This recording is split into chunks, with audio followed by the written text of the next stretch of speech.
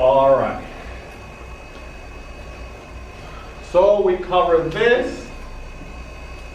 Oh, the signing, Bethany. So remember that I talked about it and never got back to it? Oh, yeah. All right, so this is how you want to do it, okay?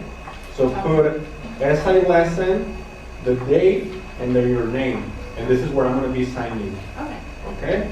And again, at the end of the lesson, you guys are going to give me this, all right? And I'll sign it.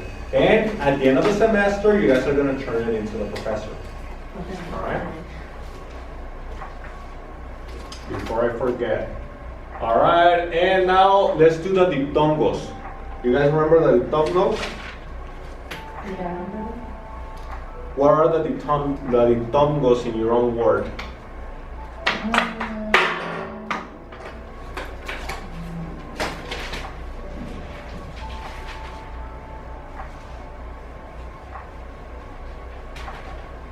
What are they? Vowels or consonants?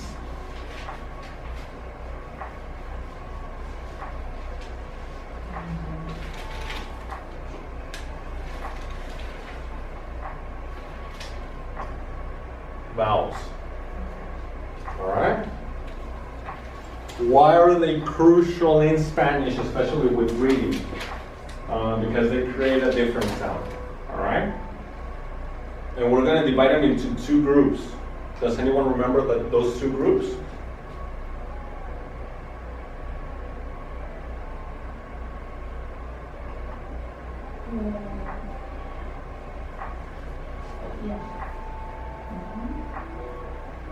Oh. Wait, I don't know how to say it, but it's right here. It actually has a diphthongo, which is vocales abiertas Abiertas y and vocales cerradas. cerradas. Right? Open, close. All right? All right, so what are the vocales abiertas? A, E, and O. All right? These are the vocales cerradas. So they're stronger in sound. All right? And they're called abiertas because you open your mouth a little bit wider when you pronounce those vowels. All right? And what are the closed ones? E and U. U or U. All right. So what is the rule? Why is this so big? And it's a simple concept that you guys should grasp it if you guys are planning on advancing to 1 and 2 and 1 and 3. Because then the accent rule plays right here. So more than a rule is a combination. How can we combine them? All right. So there's 3 ways of combining these vowels. So we have, I'll give you the first 2. All right. So we have a vocal abierta and a vocal cerrada. Like for example,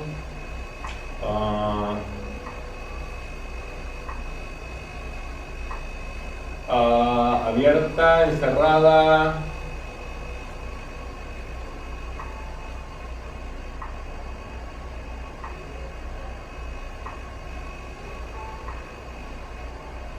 Just to use this one, no, let me use another one.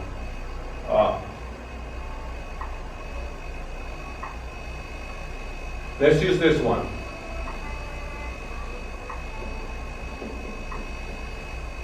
Which I don't know the translations to English, but it is a word. But how would you pronounce this? Caudillo. Caudillo, right? So it's not caudillo, it's caudillo. All right? So with a U, right? Like ow, like ow. Ow. All right, so you basically merge them together. And then we have the other combination, which is vocal cerrada más vocal abierta. And this one is one that you guys have already studied, which is cuando.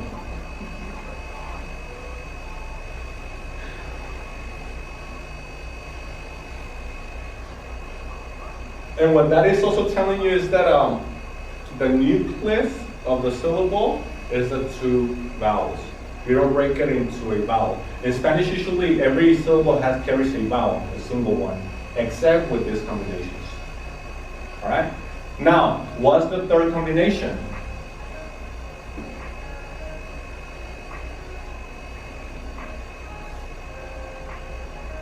That create a single syllable. I'll give you the first one, so it's vocal cerrada más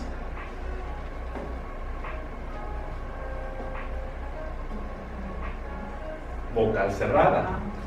The combination of two vocales cerradas, it also creates a single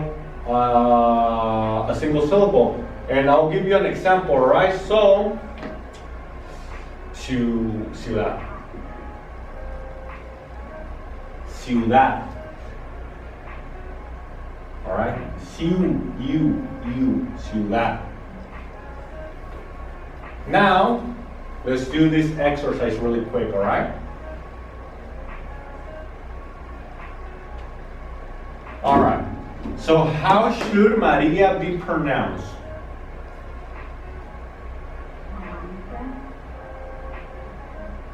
Maria. Maria. That's why Maria has an accent on the I. To break it and separate it. Maria. All right? Because it's a closed one and an open one. Or I'll give you another example. So how should Garcia be pronounced? How should it be pronounced without the accent? Garcia. Garcia. All right? But we carry an accent to break the diphthongo and pronounce it Garcia. Garcia. All right? Let me see. And yeah, do you guys understand this concept? All right? So this is just for your reading and pronunciation, all right, of the words.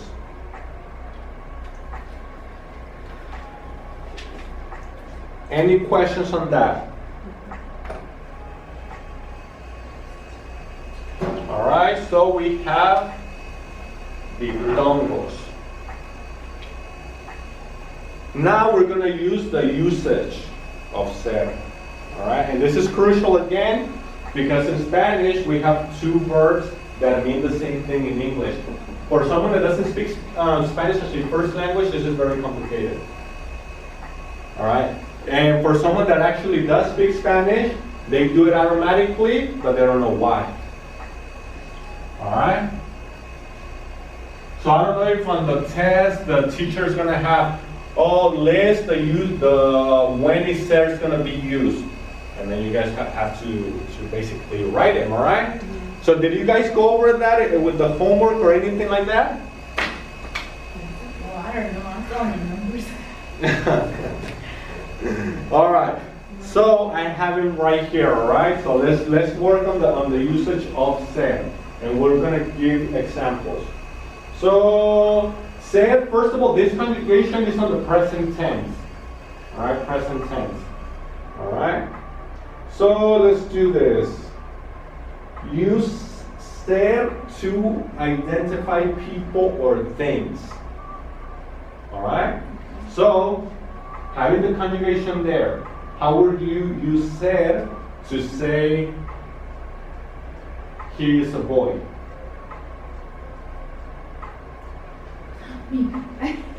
Ello Okay. es chico. Ello es chico. Yes? All right. You have the first half right. Okay. What does es conjugate to? Ella So es chica. So- Bueno, so- chica. Vamos a poner chica. Okay. So that would be good. But so it would be ellos son. Ellos Ellos Ellos is the plural form, right? So what if I were to ask you, how do you say they are students? Ellos, ellos son estudiantes. Ellos son estudiantes. Alright? So to identify people. Alright? Yeah, that was my homework. That's what I was doing last night. I was having a hard time. Yeah. Alright. Another usage. To express possession. Alright, this one is actually quite unique, alright? So in English, how do you say, well, you say, oh, it's the professor's pencil, right? So you use professors. This is how you identify possession, right? In Spanish, we don't have that construction. Does anyone know what we use? It's a simple formula.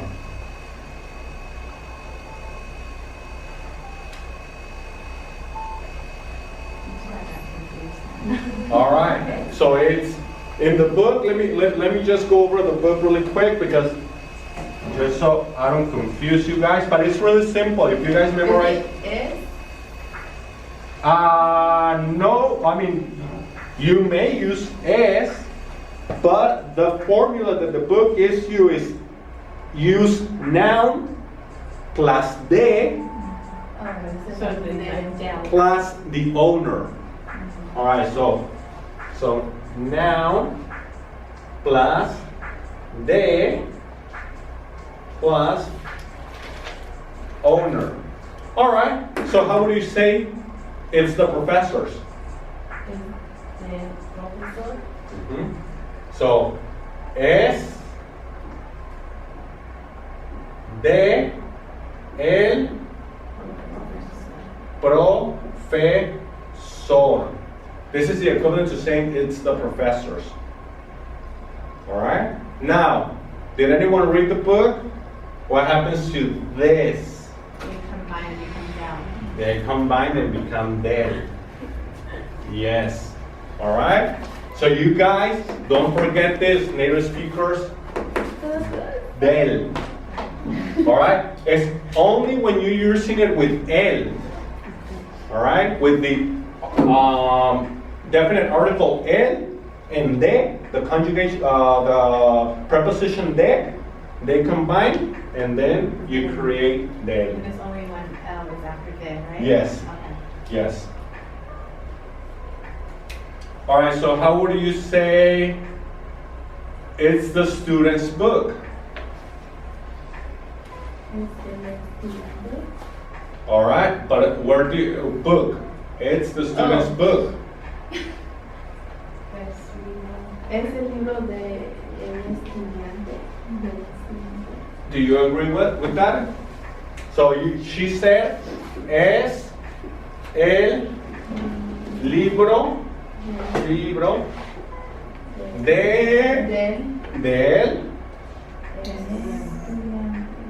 estudiante. It's the student's book. How would you say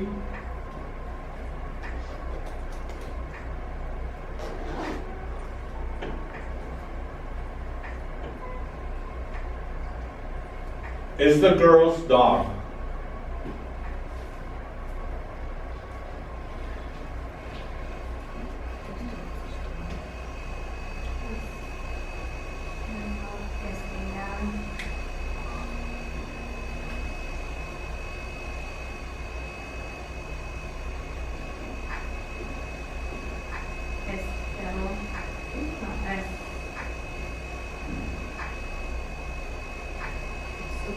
So let me write the construction again. So it's, help me out. It's noun plus de plus owner. So it would be All right. es de ella. Es de ella, del perro. All right. Del perro. Does anyone agree? No, but you have all the words, but you just have it mixed up. Okay. So, es Noun. El perro. Es el perro de owner, ella. Alright? So how would you say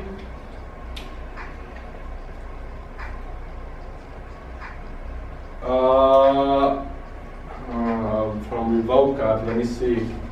Let me use something from your vocab. Diccionario. It's the professor's dictionary.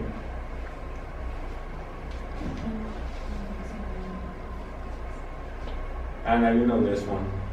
It's the professor's dictionary. Es diccionario. Es, don't forget the article. El diccionario. Diccionario Del profesor. ¿Eh? Del profesor. Yes. De, el, come together to, del,